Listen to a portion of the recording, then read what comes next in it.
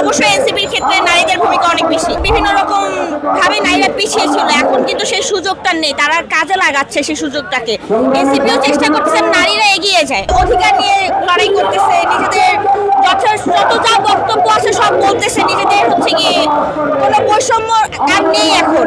একটা জিনিস, অন্যান্য দলের নারীদের ভূমিকা আর এখন এনসিপিতে নারীদের ভূমিকা, প্রত্যেকটা জায়গায় খেয়াল করবেন নারীরা কেমন কি পরিমাণে আছে, তারা কি পরিমাণে নিজেদের কথা বলতে পারতেছে। তো অবশ্যই এনসিপির ক্ষেত্রে নারীদের ভূমিকা অনেক বেশি। বিভিন্ন প্রবলেম ফেস করতে হয়েছে অনেক ধরনের। আগে নারীদের অনেক বেশি খেয়াল করবেন যে বিভিন্ন রকম ভাবে নারীরা পিছিয়ে ছিল, এখন কিন্তু সেই সুযোগটা নেই, তারা কাজে লাগাচ্ছে সেই সুযোগটাকে। এনসিপিও চেষ্টা করতেছে নারীরা এগিয়ে যায়, তো সেই দিক থেকে নারীরা এখন পারবে, নারীরা এগিয়ে যাবে। এনসিপি দল যদি আমাদের সামর্থ্য মানে যুবশক্তি, বিশেষ করে যুবশক্তি যদি আমাদের নারীদের হয়ে আমাদেরকে সুযোগ করে দেয়, তো নারীরা এগিয়ে যাবে। স্বাভাবিকভাবে যেহেতু এনসিপি মাত্র নতুন এসেছে, তো স্বাভাবিকভাবে তাদের পক্ষে কিন্তু এখন পুরোপুরি এটা কার্যকর করা সম্ভব হবে না। তো সবকিছুই আস্তে আস্তে হবে, একটু সময় লাগবে।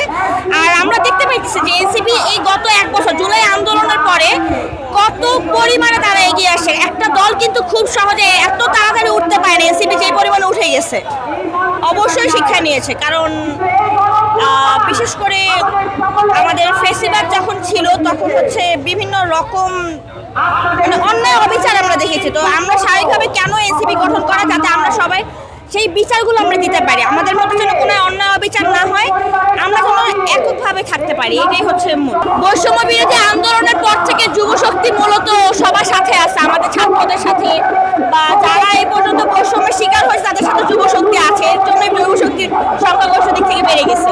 আগে যেমন অনেকের ভিতরে একটা ভয় কাজ করতো যে আমি এটা বলতে পারবো কিনা, আমি আমার অধিকার কতটুকু পাবো, আমার মধ্যে যে বৈষম্য কাজ করতেছে সেটা আমরা এগোতে পারবো কিনা। আর এখন সবার আগে সবার মানে অধিকার নিয়ে লড়াই করতেছে, নিজেদের যত যা বক্তব্য আছে সব বলতেছে, নিজেদের হচ্ছে গিয়ে কোনো বৈষম্য আর নেই এখন। তারা চিন্তা করতেছে যে আমাদের মধ্যে বৈষম্য করা হবে কিনা, কারণ আন্দোলন